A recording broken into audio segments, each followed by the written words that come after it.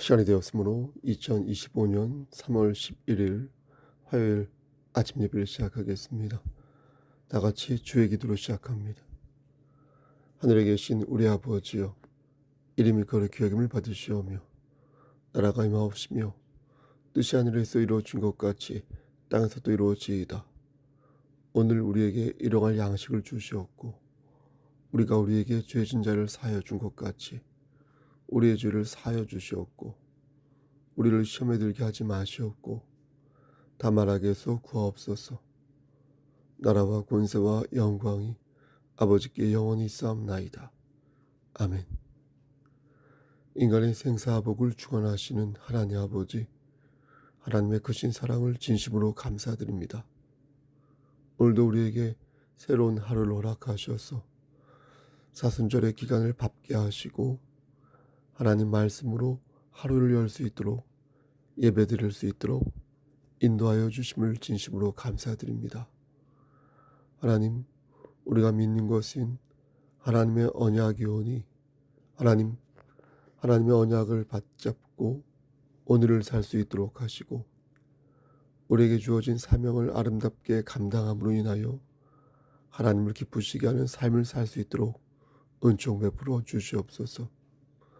우리가 넘어지고 쓰러질 때마다 이 언약을 기억할 수 있도록 하시고 다시금 독수리 날갯짓을 할 수 있도록 하나님께서 힘을 더하여 주시기를 소원합니다.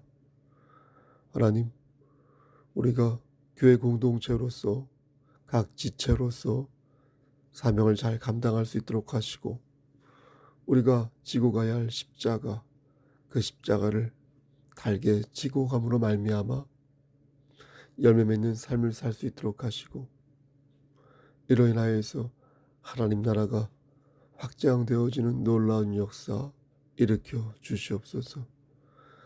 하나님, 이 시간 간절히 바라옵고라는 것은 심신이 연약한 우리의 지체들을 위해 기도하오니 저들의 영육의 강건함을 하나님께서 허락하여 주시고 저들이 말씀을 붙잡고 다시 일어설 수 있도록 은혜 베풀어 주시옵소서. 심령이 가난한 자가 되어서 겸손히 주를 섬길 수 있도록 하시고 그 과정에서 그들의 육신과 그들의 마음이 모두 치유되고 치료될 수 있도록 하나님 은혜를 더하여 주시옵소서. 우리의 자녀들에게도 함께 하시사 하나님과 인격적인 교제를 할 수 있도록 하시고 그리하여 저들이 예비된 목들을 다 받아 누릴 수 있도록 저들의 삶의 강권적으로 역사하여 주시옵소서. 군복무 중인 우리 윤영이와 성윤이에게 함께 하시사 영육의 강건함을 지켜주시고 저들을 눈동자처럼 지켜주시옵소서. 모든 말씀 예수 그리스도인 받들어 감사하며 기도드렸사옵나이다. 아멘. 하나님 말씀 보겠습니다. 출애굽기 32장 7절에서 14절 말씀입니다. 출애굽기 32장 7절에서 14절 말씀입니다. 구약성경 제 성경으로 131쪽입니다. 다 찾으신 줄 알고 봉독합니다. 7절. 여호와께서 모세에게 이르시되 너는 내려가라. 내가 애굽 땅에서 인도하여는 내 백성이 부패하였도다. 그들이 내가 그들에게 명령한 길을 속히 떠나 자기를 위하여 송아지를 부어 만들고 그것을 예배하며 그것에게 제물을 드리며 말하기를 이스라엘아, 이는 너희를 애굽 땅에서 인도하여는 너희 신이라 하였도다. 여호와께서 또 모세에게 이르시되 내가 이 백성을 보니 목이 뻣뻣한 백성이로다. 그런즉 내가 하는 대로 두라. 내가 그들에게 진노하여 그들을 진멸하고 너를 큰 나라가 되게 하리라. 모세가 그의 하나님 여호와께 구하여 이르되 여호와여, 어찌하여 그 큰 권능과 강한 손으로 애굽 땅에서 인도하여 내신 주의 백성에게 진노하시나이까? 어찌하여 애굽 사람들이 이르기를 여호와가 자기의 백성을 산에서 죽이고 지면에서 진멸하려는 악한 의도로 인도해 내었다고 말하게 하시려 하나이까? 주의 맹렬한 노를 그치시고 뜻을 돌이키사 주의 백성에게 이 화를 내리지 마옵소서. 주의 종 아브라함과 이삭과 이스라엘을 기억하소서. 주께서 그들을 위하여 주를 가리켜 맹세하여 이르시기를 내가 너희의 자손을 하늘의 별처럼 많게 하고 내가 허락한 이 온 땅을 너희의 자손에게 주어 영원한 기업이 되게 하리라 하셨나이다. 14절 여호와께서 뜻을 돌이키사 말씀하신 화를 그 백성에게 내리지 아니하시니라. 아멘. 하나님, 이 말씀을 들어 사용하여 주시옵소서. 예수님의 이름으로 기도하였습니다. 아멘. 출애굽기 32장 말씀을 요약하면 다음과 같습니다. 모세는 하나님의 명을 받고 시내산에 올랐습니다. 그리고 그곳에서 하나님께서 직접 만드신 십계명을 받았습니다. 그런데 하나님께서 모세에게 산을 내려가라고 말씀하시면서 너의 백성이 부패하였다라고 말씀하셨습니다. 부패하였다는 것은 단순히 썩었다는 게 아니라 완전히 망가졌다, 완전히 망했다라는 것입니다. 하나님과 언약을 맺었는데 우상을 숭배하며 그 언약을 어겼으니 인간 입장에서는 분명히 망한 것이 맞습니다. 이에 모세는 십계명을 양쪽에 들고 헐레벌떡 산에서 내려오는데 저쪽에서 요란한 소리가 들려왔습니다. 처음에는 싸우는 소리인 줄 알았는데 가만히 들어보니 흥에 겨워 노래하는 소리였습니다. 모세가 진에 가까이 이르러 백성들을 보았더니 그것은 단순히 노래를 부르는 것이 아니라 우상 앞에서 춤을 추며 노래를 하는 것이었습니다. 우상 앞에서 춤을 추는 것은 보통의 경우가 아닙니다. 그것은 하나님이 가장 싫어하시는 모습으로 자신의 영혼을 마귀에게 내어 맡기는 그런 행위입니다. 우상 앞에서 격하게 소리를 지르며 노래를 부르고 춤을 추다가 황홀 상태, 그런 무아지경에 이르게 되면 자기의 몸을 자해하거나 아니면 성적인 행각을 벌임으로써 자신의 몸과 영혼을 마귀에게 주어버리는 것입니다. 그것이 반복되면 수위 역시 올라가게 되고 그러다 인신공양을 하는 등 극단적인 처사로까지 이어지게 되는 것입니다.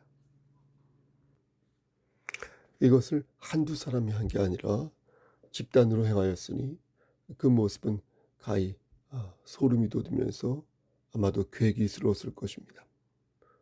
연예인 중에 작곡가이면서 방송인인 주영훈이라는 분 아시죠? 그분이 있는데 이분이 간증하는 것을 들어보았습니다. 이분이 목사 아들인데 젊었을 때는 잘 나가서 목사 아들처럼 어떤 면에서 살지 않았던 것 같습니다. 히트곡이 꽤 많은데 여러분들도 아마 한두 곡 정도는 들어보셨을 것입니다. 이분이 작곡가로서 큰 돈을 벌고 난 후에 슬럼프에 빠졌는데 너무 답답한 나머지 지인이 소개해준 점집에 갔다고 합니다. 목사 아들로서 또 교회 집사로서 그러면 안 되는데 정말 답답하고 불안해서 지푸라기라도 잡는 심정으로 지인을 따라 점을 보러 갔다는 것입니다. 그런데 점집에 도착하자마자 갑자기 토악질이 나오는데 이걸 멈출 수가 없어서 결국 점집 안으로 들어가지 못하고 그 자리에서 주랭랑을 쳤다라는 그런 간증을 들은 적이 있습니다. 그리고 그는 차를 몰고 집에 오는데 신호를 기다리는 중에 갑자기 차 한 대가 돌진하는데 순간 정신이 번쩍 들면서 온몸에 소름이 돋더라는 것입니다. 다행히 차가 비켜가서 사고가 나지는 않았지만 그 순간 자신의 이러한 행동이 얼마나 큰 죄인지 깨닫게 되었다고 합니다. 하나님을 믿는 사람 중에서도 사람이 죽어서 귀신이 된다고 생각하는 사람이 있는 것을 봅니다. 저는 그런 말을 들을 때마다 역시 온몸에 소름이 돋는 것입니다. 어떻게 하나님을 믿는다고 하면서 사람이 죽어서 원한이 맺히면 귀신이 된다는 생각을 할 수 있을까? 귀신은 마귀의 졸개입니다. 귀신은 귀신인 것이지 인간이 죽어서 귀신이 되는 것은 아닙니다. 인간은 하나님의 형상으로 빚어진 피조물입니다. 하나님의 형상으로 빚어진 존재는 인간 외에는 없으며 하나님의 자녀로 선택된 것도 인간이라는 굴레에서 어, 선택된 것입니다. 그래서 지금은 우리가 천사보다 못하지만 우리가 죽어서 우리의 영혼이 하늘에 이르게 되는 순간 우리는 천사보다 높은 하나님의 자녀로 천국에 거하게 되는 것입니다. 전 이것을 지식과 연결하여 이해합니다. 고린도전서 13장 12절 말씀을 보면 사도 바울이 이런 말씀을 합니다. 우리가 지금은 거울로 보는 것 같이 희미하나 그때는 얼굴과 얼굴을 대하여 볼 것이요. 지금은 내가 부분적으로 아나 그때는 주께서 나를 아신 것 같이 내가 온전히 알리라. 여러분 이게 무슨 뜻입니까? 지금은 하나님을 희미하게 본다는 것입니다. 2000년 전에는 거울을 청동으로 만들었었는데 그러다 보니까 지금과 달리 얼굴을 또렷하게 볼 수 없었습니다. 그런데 우리가 죽어서 하나님을 만나게 되면 어떻게 되냐? 그때는 주께서 나를 아신 것 같이 내가 온전히 알게 된다는 것입니다. 안다는 것을 헬라어로 기노스코라고 하거든요. 우리가 아는 것은 그냥 기노스코이고 나중에 죽어서 온전히 아는 것은 완전히 아는 것은 에피기노스코라고 하여서 그것은 주님이 우리를 아는 것처럼 우리도 완전히 안다는 것입니다. 이렇게 우리는 특별한 존재로 하나님의 자녀가 되었다는 것입니다. 그런데 죽어서 귀신이 된다는 등 제사를 드렸더니 돌아가신 할아버지가 나타났다는 등 이렇게 생각하고 말하면 이것은 또 다른 귀신의 역사이고 또 잘못된 믿음인 것입니다. 그럼 가끔 제사상에서 보인다는 그 형상들은 무엇인가? 하나님을 안 믿는 사람들이 그런 얘기를 가끔 하지 않습니까? 무엇을 보았다고요? 뭐 새 한 마리가 날아 들어왔다고요? 무속인이 방송에서 이에 대해서 말을 하는 것을 들었는데 부모님을 일찍 여의고 할머니 어렸을 때부터 같이 살았는데 어느 날부터 귀신들이 나타나 자꾸 말을 걸더라는 겁니다. 할머니는 그것을 감지하였고 안 되겠다 싶어 무당을 찾아가 굿도 해보았지만 무당은 신내림을 받으라 말하였고 결국 그녀는 어린 나이에 무당이 되었다는 겁니다. 그대로 귀신들은 그녀의 몸에 달라붙어서 이런저런 얘기를 들려주었고 그녀는 자신을 찾은 손님들에게 자신이 들은 얘기를 전해주었다는 겁니다. 그러자 사람들이 탄성을 질렀고 벌떼같이 몰려들어 큰 돈을 벌게 해주었다는 겁니다. 그렇게 해서 온 사람 중에서 교회 권사도 있고 집사도 있고 이런 사람 저런 사람 부지기수여서 저 사람들은 왜 하나님을 신으로 믿으면서 이곳에 오는 것일까 의문이 들었다는 겁니다. 자신은 귀신들이 들려준 저들의 이야기를 전달만 했을 뿐인데 왜 이렇게 자신을 대우해 주는 것인지 그게 의문이었다는 겁니다.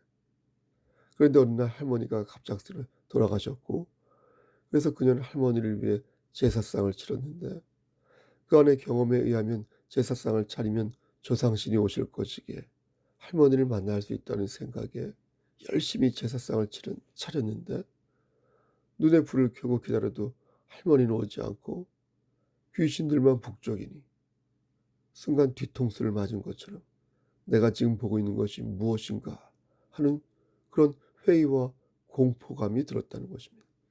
그 후로 그녀는 제사상에 찾아오는 것이 조상신이 아니라 귀신이었다는 것을 알게 되었고 이제 귀신과 절연하기 위해 도망 다니던 중 우연히 교회당에 예배당에 들어가게 되었고 그곳에 들어오지 못하는 귀신들을 보면서 그때부터 마음을 바꾸어 그리스도를 영접하게 되었다라는 간증을 들었습니다.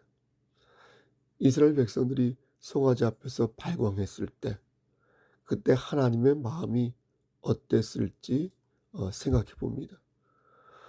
모세는 화가 나서 십계명을 산 아래로 던져 깨뜨렸지만 하나님은 그 모습을 보고 어떤 마음을 가지셨을까 생각해 보는 것입니다. 여러분 생각해 보십시오. 어떤 마음을 가지셨을까요? 하나님의 자녀가 귀신을 섬기면서 자신의 정체성을 팔아넘길 때 하나님은 어떤 생각을 하셨을까요? 두려운 것은 하나님께서 역시 참지 않으셨다는 것입니다.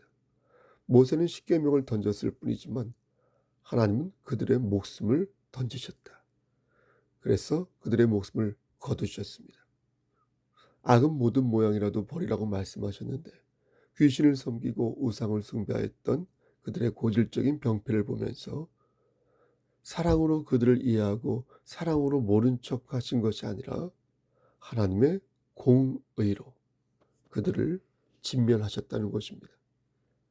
여러분, 이스라엘 백성들은 도금을 한 황소를 세우고 그냥 그 앞에서 엉덩이만 흔든 게 아닙니다. 그들은 황소가 하나님이라고 믿었습니다. 하나님은 영이시기에 어떤 형상에 갇혀있지 않은데 자신의 불안감을 없애고 자신의 욕망을 채우기 위해서 진리를 팔고 진실을 은폐한 것입니다. 아론이 백성들에게 이 소가 너희를 애굽 땅에서 인도하여 낸 너희의 신이라고 말한 것도 백성들의 욕망을 채우기 위해 부린 술수요, 그들을 순간적으로 달래기 위한 수작이었던 것이지 실제 아론이 그렇게 생각한 것이 아니었습니다. 그러니까 아론도 그렇고 백성들도 그렇고 짜고 치는 고스톱처럼 그냥 좋은 게 좋은 거지 하며 하나님을 능욕한 것이고 서로의 만족을 위해 진리를 왜곡한 것입니다. 여러분, 그렇다면 오늘날 교회는 어떠한가? 사람을 위한 교회인가? 하나님을 위한 교회인가? 묻지 않을 수 없는 것입니다. 결국 그로 인하여 저들은 하나님의 심판을 받게 됩니다. 28절 말씀 보니까 이날 죽은 백성들이 3,000명 정도 되었다고 합니다. 모세는 하나님의 진노가 더 커지기 전에 재빨리 중보 기도를 하는데 32절 말씀을 보면 이렇게 기도합니다. 이제 그들의 죄를 사하시옵소서. 그렇지 아니하시오면 원하건대 주께서 기록하신 책에서 내 이름을 지워버려 주옵소서. 이것은 모세가 생떼를 부린 게 아니라 자기 민족을 위해 생명까지 내놓을 만큼 투철한 책임의식을 가졌다고 봐야 옳을 것입니다. 모세는 백성들을 살리기 위해 자신을 불쏘시개로 사용하겠다는 결의를 하나님께 보였던 것입니다. 이런 것을 보면 모세의 리더십이 참으로 훌륭하였다고 볼 수 있겠습니다. 그리고 이러한 리더십이 지금 대한민국의 교회에 필요하다는 생각이 드는 것입니다. 교회가 이 나라와 백성과 가련한 자들을 위해 어떻게 해야 하는지 알 수 있는 대목인 것입니다. 이러한 리더십은 사도 바울에게서도 발견할 수 있습니다. 로마서 9장 3절 말씀을 보면 바울은 자신의 혈육을 위해 이렇게 간구합니다. 나의 형제 곧 고륙의 친척을 위하여 내 자신이 저주를 받아 그리스도에게서 끊어질지라도 원하는 바로라. 바울은 모세처럼 자신의 구원의 몫을 포기해서라도 혈육과 동족을 살리고 싶었던 것입니다. 하나님께서는 그런 바울의 진심을 보셨고 그가 얼마나 자신의 고륙과 지체들을 사랑하는지를 아셨습니다. 우리는 이 대목에서 반성해야 할 것입니다. 나는 얼마나 이 나라와 동족과 지체들을 위해 기도하였는가. 나의 것을 포기할 수 있을 만큼 저들의 구원을 정말로 내가 원하고 있는가. 물론 수사적인 표현일 수 있습니다. 하지만 모세와 바울처럼 사명감을 가지고 우리가 과연 양들을 치고 있는지 우리는 많은 부분에서 고민하고 반성해야 할 것입니다. 우리는 종종 기도하는 것과 안절부절 못하는 것을 착각하곤 합니다. 안절부절 못하는 것은 기도가 아닙니다. 기도는 사건의 시작과 끝을 하나님께 맡기는 것입니다. 기도를 꼭 말로만 해야 한다고 생각하는 분이 있는데 그렇지는 않습니다, 여러분. 기도는 하나님과 내가 연결된 상태 그 자체가 기도인 것입니다. 물론 회중 기도에서는 대표로 기도를 인도하는 것이기에 어 막 사적인 어떤 고민과 이런 것들을 어 절규를 늘어 놓는 것은 가급적 삼가는 것이 좋겠습니다. 혼자 하지만 하나님께 기도를 드릴 때는 어 구구절절 하나님께 기도드릴 수도 있고, 또 반대로 꼭 그렇게 할 필요도 없습니다. 그렇게 하지 말라는 게 아니라 그것에 얽매일 필요는 없다는 것입니다. 하나님과 내가 연결되어 있다는 그 느낌을 받는 것만으로도 그게 기도가 될 수 있다는 것입니다. 그래서 찬양으로 기도하고 머릿속에 그림을 그리며 기도하고 방언으로 반복하여 어떤 것을 비밀리에 기도하고, 아무튼 개인적으로 기도할 때는 자유롭게 기도할 수 있는 것입니다. 다만 안절부절 못하여 어쩔 줄 몰라 하는 것은 온전한 기도라고 말할 수 없겠습니다. 기도는 하나님과 연결된 그 상태를 유지하는 것이다. 하나님께서 나와 지금 함께 계심을 믿으면서 주님의 품을 다양한 방식으로 느끼는 것이다. 하나님의 주권을 믿고 말씀을 거울로 삼아서 내 모습을 그 말씀으로 쳐다보는 것처럼 나의 죄를 털어놓고 하나님의 은혜를 구하는 것이다. 이렇게 말씀드릴 수 있겠습니다. 하나님께서는 이스라엘 백성들을 목이 뻣뻣한 백성이라고 말씀하시면서 모세에게 저들을 진멸하겠다 이렇게 말씀하셨습니다. 그러면서 참으로 두려운 말씀을 10절에서 하시는데, 그것은 바로 내가 하는 대로 두라, 내가 하는 대로 두라 라는 말씀입니다. 내가 하는 대로 두라, 이 말씀의 뜻은 나를 내버려 두라, 혹은 나를 혼자 있게 하라 라는 뜻입니다. 그러니까 하나님께서는 더 이상 이스라엘과 엮이고 싶지 않으니 이제 저들과 단절하겠다는 것입니다. 그런데 놀라운 것은 이때 하나님께서 모세에게 놀라운 제안을 하셨다는 것입니다. 여러분, 그것이 무엇입니까? 10절 말씀에 너를 큰 나라가 되게 하겠다라는 말씀입니다. 여러분, 우리는 이 말씀에 주목해야겠습니다. 우리는 하나님의 공의와 자비를 모두 생각해야 합니다. 그리고 그것이 하나님의 사랑 안에 있다는 것을 반드시 알아야 합니다.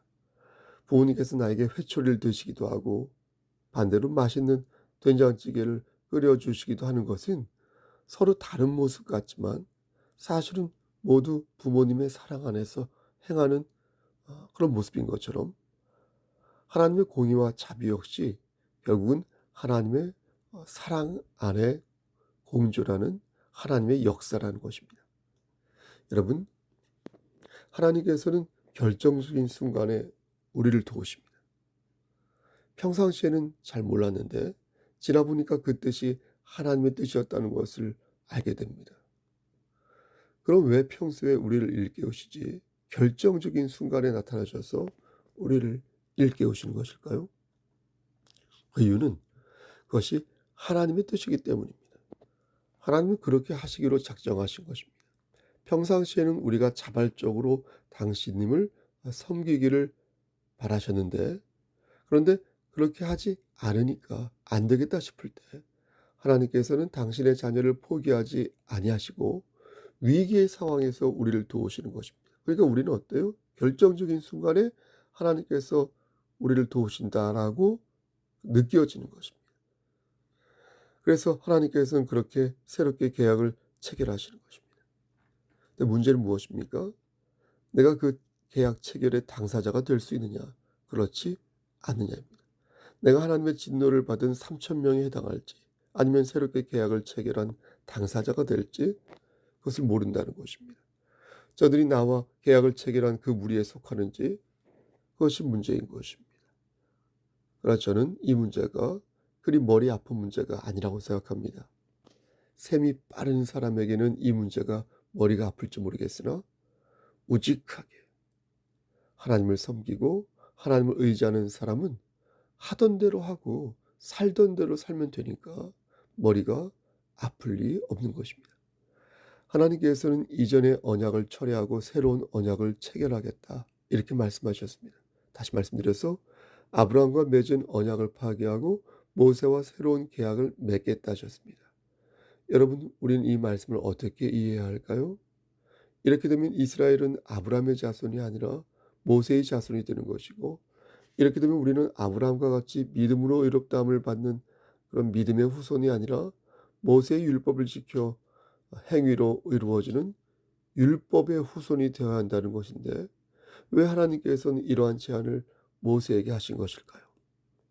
믿음의 후손에서 율법의 후손으로 바뀌게 되는 중차대한 순간이 바로 오늘 본문 10절 말씀의 상황인데, 하나님께서는 왜 이런 말씀을 모세에게 하신 것일까요? 그때 모세가 하나님의 제안을 거부합니다. 그러면서 모세는 백성들을 위한 중보기도를 시작하는데, 하나님, 저들을 죽이시면 안 되십니다. 저들을 구원하시고서 다시 죽이시면 안 되십니다. 만약 저들이 죽으면 이방인들의 놀림감이 될 것입니다. 그래서 하나님의 영광스러운 성호를 가리게 될 것입니다.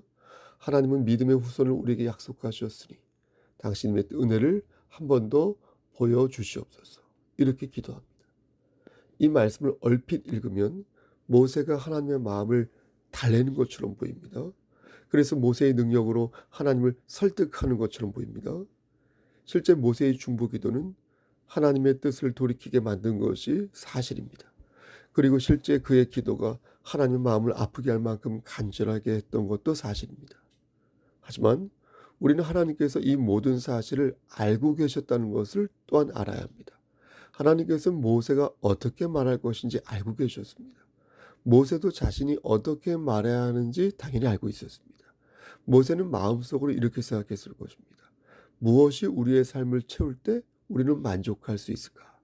무엇이 우리를 의인으로 만들 수 있고 무엇이 우리의 삶을 아름답게 만들 수 있을까? 아브라함의 언약일까? 아니면 행함으로 구원을 받을 수 있는 나, 곧 모세의 율법일까?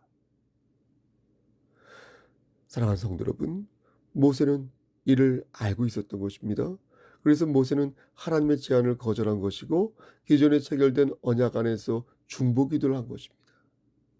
여러분, 우리도 마찬가지 아닙니까? 모세가 하나님의 언약에 의거하여 중보기도하였던 것처럼 우리도 예수 그리스도의 이름으로 하나님께 간청하는 것 아니겠습니까? 하나님께서는 히브리서 8장 12절에서 분명히 약속하셨습니다. 내가 그들의 불의를 긍휼히 여기고 그들의 죄를 다시 기억하지 아니하리라.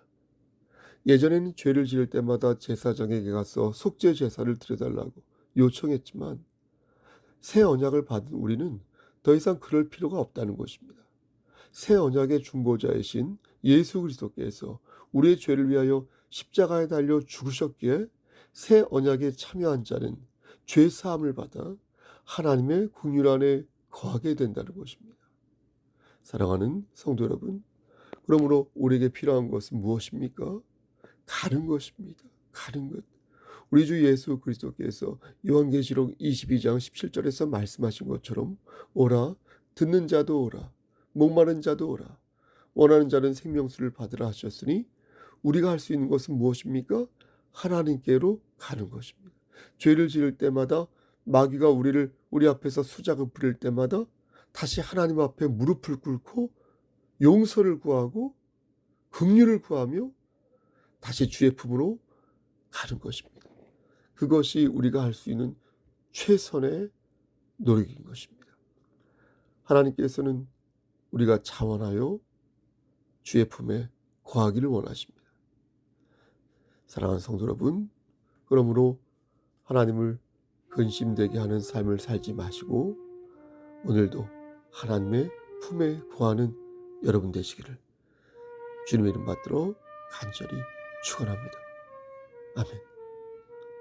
이제는 우리를 죄에서 구속하여 주신 우리 구주 예수 그리스도의 은혜와 아버지 하나님의 만극하신 그 사랑하심과 성령 하나님의 교통하시고 인도하시는 모든 역사하심이 하나님 말씀 안에서 오늘도 주의 품에 거하여 하나님을 기쁘시게 하는 삶을 살기를 소원하는 여기 모인 성도와 그들의 가정과 이 재단과 이 나라 위에 하나님의 사랑하심이 세세토록 함께 계실지어다. 아멘.